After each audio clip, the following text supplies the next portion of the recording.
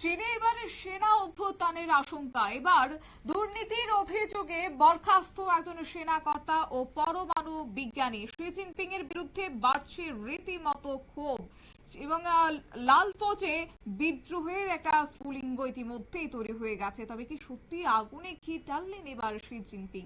যাবো বিস্তারিত, আমাদের সঙ্গে যুক্ত হয়েছে প্রতিনিধি সৌম্য মুখার্জি। সৌম্য, কি বলবে?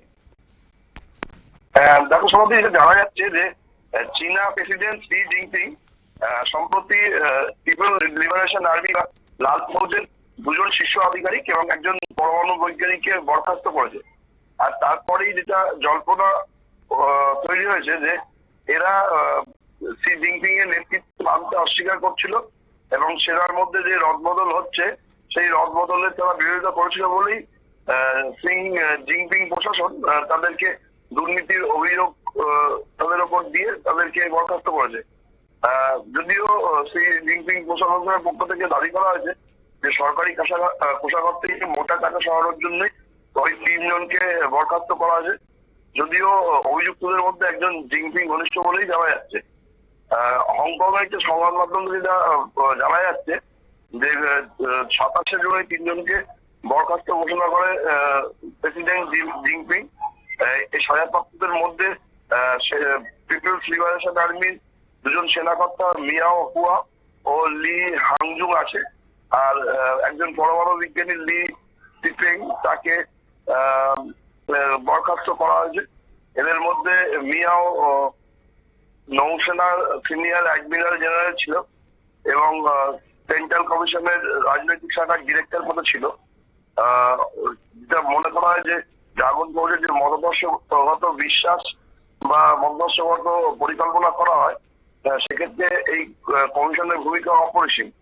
আর এই কমিশনের কিছু বিষয় নিয়ে জিনপিং এর আপত্তি ছিল, সেটার জন্যই এই 3 জনকে বরখাস্ত করা হয়েছে বলে জানা গেছে। বর্তমানে রাশিয়া এবং ইউক্রেনের যুদ্ধের সময় চীনের সেনার কিছু সমরাস্ত্র চীনের তরফ থেকে রাশিয়াকে গোপনে সাহায্য করা হয়েছে বলে অভিযোগ ওঠে এবং সেই সময় সেন্ট্রাল মিলিটারি কমিশনের তরফ থেকে তদন্তের দায়িত্ব ছিল মিয়াও এবং সেই মিয়াও জিনপিং এর পছন্দ মতো রিপোর্ট তৈরি করতে রাজি হয়নি বলেই এই ধরনের ঘটনা হচ্ছে বলে দাবি করছে অনেকে। 2012 সাল থেকে জিনপিং যখন দায়িত্ব পেয়েছে তারপর থেকে এই সেন্ট্রাল মিলিটারি কমিশনের যে সদস্যর সাথে তার বনিবনা হয়নি তাকেই জিনপিং সরিয়ে দিচ্ছে বলে অভিযোগ। মিয়াও হচ্ছে 8 নম্বর ব্যক্তি যাকে জিনপিং এইভাবে সরিয়ে দিল। আসলে যেভাবে চেয়ারম্যান মাও সেতুংয়ের আমল থেকে চীনের সেনাতে সেন্ট্রাল মিলিটারি কমিশনের গুরুত্ব বাড়ানো হয়েছে, তারপরে জিনপিং যখন ক্ষমতায় আসে তারপর থেকেই সেখানে পরিবর্তন হতে আরম্ভ করে বলে জানা গেছে। এবং তারপর জিনপিং চেয়ারম্যান হওয়ার পর থেকেই সেন্ট্রাল মিলিটারি কমিশনের একাধিক সদস্যকে বরখাস্ত করা হয়। আর সেটাতেই জিনপিং এর স্বৈরাচারী মনোভাব স্পষ্ট হচ্ছে বলে জানা গেছে। আর তাতেই চীনের সেনার মধ্যে একটা মানে বিদ্রোহ তৈরি হয়েছে বলে আন্তর্জাতিক সংবাদ মাধ্যমের খবর। যদিও চীনের তরফ থেকে এই বিষয়ে কি জানানো হয়নি এবং তারা যেহেতু বিদেশি কোনো সংবাদ মাধ্যমেই তাদের দেশে ঢুকতে দেয় না সেহেতু সেইভাবে কোনো খবর পাওয়া যাচ্ছে না। কিন্তু চীনের সেনার মধ্যে যদি সমস্যা তৈরি হয় তাহলে জিনপিং প্রশাসন যে সমস্যার মধ্যে পড়বে এটা বলা মানে বলাই যায়। কারণ তাহলে চীনের যে সেনা নিয়ে সারা পৃথিবীতে গর্ব করা হয় সেই চীনের সেনার অন্দরে যদি গন্ডগোল থাকে তাহলে যা পরিস্থিতি এখন আন্তর্জাতিক, তাহলে চীনের সমস্যা বাড়বে এবং সে যেভাবে আমেরিকার উপর চাপ দেওয়ার চেষ্টা করছে বা তাইওয়ানের বিরুদ্ধে তাদের যুদ্ধ পরিকল্পনা সাজিয়ে রেখেছে তাতে সমস্যা তৈরি হবে। কারণ তাদের রক্ষণে যদি সমস্যা থাকে তাহলে আক্রমণ করতে হবে, মানে বিভিন্ন জায়গা থেকে গন্ডগোলের খবর এলে তাদের পক্ষে সম্ভব হবে না সেটা মেনটেন করা।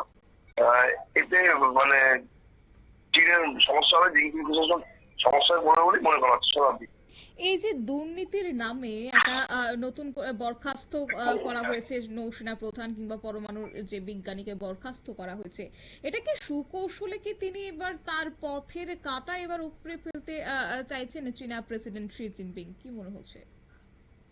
জিনপিং ক্ষমতায় বসার পর থেকেই সেন্ট্রাল মিলিটারি কমিশন, যার নিয়ন্ত্রণাধীন পিএলএ বা লাল ফৌজ, যখন থেকে ক্ষমতায় বসেছেন তখন থেকেই তিনি নিজের ইচ্ছে মতো সেন্ট্রাল মিলিটারি কমিশনের সিদ্ধান্তকে প্রভাবিত করেছেন।